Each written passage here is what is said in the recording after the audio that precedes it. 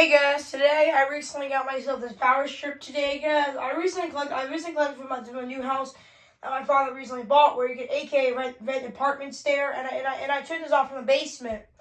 This is actually called a workshop session where we're supposed to screw it on both sides. Don't know if you can see that side. You're supposed to screw it on both sides, and then after you're supposed to go and plug this in somewhere into an outlet that's nearby you. Now, I actually took this thing off.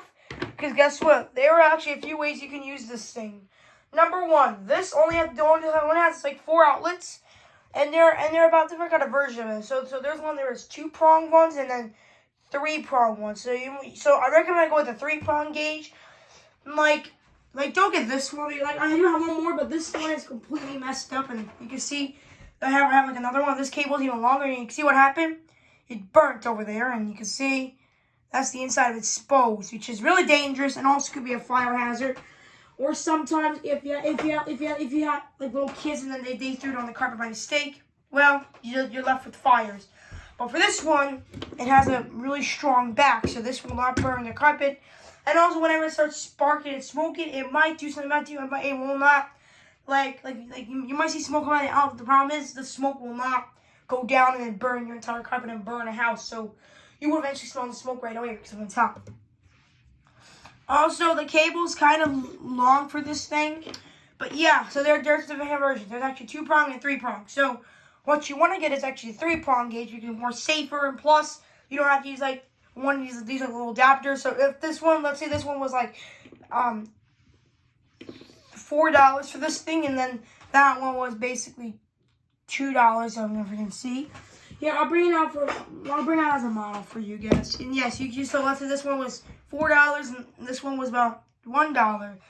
Well, basically, you see, if you look closely, there's actually no ground wire inside. So, all you get is just 2 prongs. But on this one for $4, you get about, I think, 4 outlets in total. And then you get about ground wires on both of them. So this thing is actually really good for plugging in shop lights, which I should have used this before to plug in my lights. But yeah, and also this thing cannot really handle high volts, but this thing can handle a lot of volts. And you can plug it. You can plug about like 2 washing machines and 2 dryers on it, I think. Mr. Rob. Now, here are the common few mistakes I don't want anybody to be doing to neither both of them.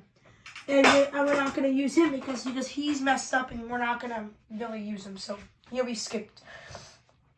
So number 1 mistake is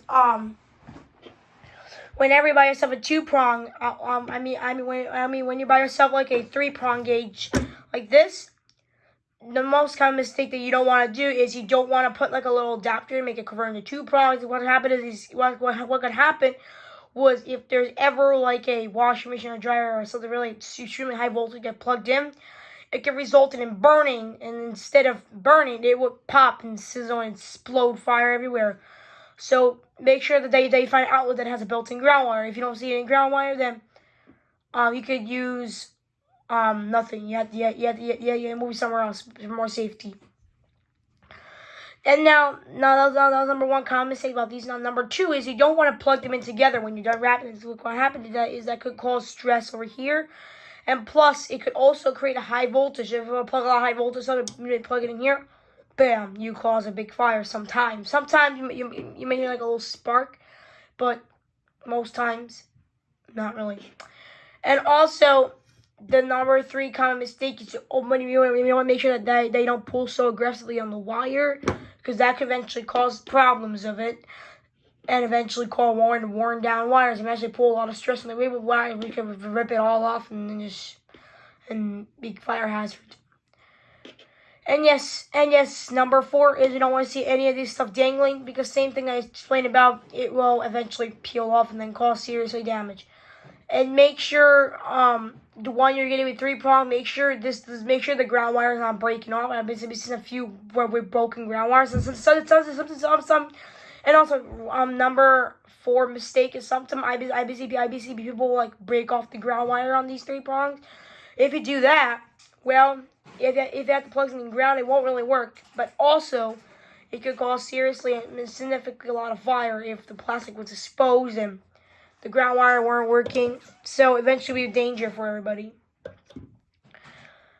So yeah, that's all. That's all. That's what I was explaining about your workbench outlet here, guys. It's like a workbench where basically you're supposed to screw it on somewhere, and then you stand it firmly for you to plug your stuff in. But as always, guys, I did actually collect this from the old house. So yeah, this is and yes, I'm actually using it as a power strip. So yeah. And let me know in the comments below what else you like about this thing. And yes, if I do have way too many of these, I might give you some, guys, if I have way too many. But all I only have is just one of these good. So I'm pretty sure you have to wait until like 2100 pretty much to wait until I have so many of these. But no, I'm just joking, guys. I'm not really sure, but thanks for watching, everybody. I hope you like a video, guys. If you like a video, guys, thanks for watching, everybody. And if you do want to get one of these power strips for yourself, look on eBay, because eBay might have sell it. Facebook might, but far locations. So get yourself one from eBay today and enjoy the beauty of this thing. And if you like it, guys, please give the video a like and subscribe. Bye-bye.